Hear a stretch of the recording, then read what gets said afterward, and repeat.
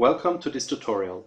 Today I'm going to show you how to measure the absolute phase noise of a pulse signal with a Model 7300. I have already connected it to the GUI and I have a signal generator running that can be controlled with this signal generator GUI. It is currently set to a continuous wave at 10 GHz.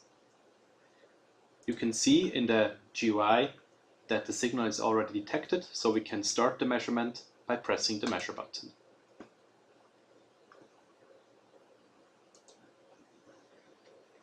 You can see the resulting phase noise plot of a continuous wave signal of this signal generator.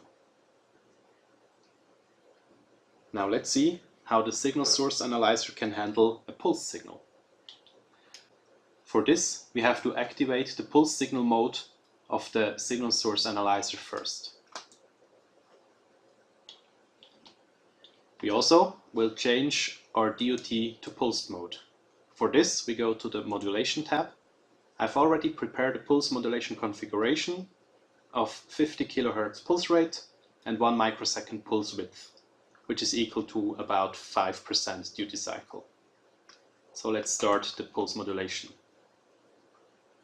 If we switch to the time domain tab, you can see indeed that we now have a pulse signal. We can simply start the measurement by pressing the measure button. The GUI will automatically determine the pulse rate and duty cycle and start the locking and calibration procedure. After a few seconds, we will see the phase noise measurement coming in. You can see that it correctly detected the pulse rate of 50 kHz and the pulse width of 1 microsecond. So now we're finished with the measurement. You can also measure additive phase noise of pulsed signals. Please refer to our additive phase noise pulsed signal tutorial if you're interested. Thank you for your attention.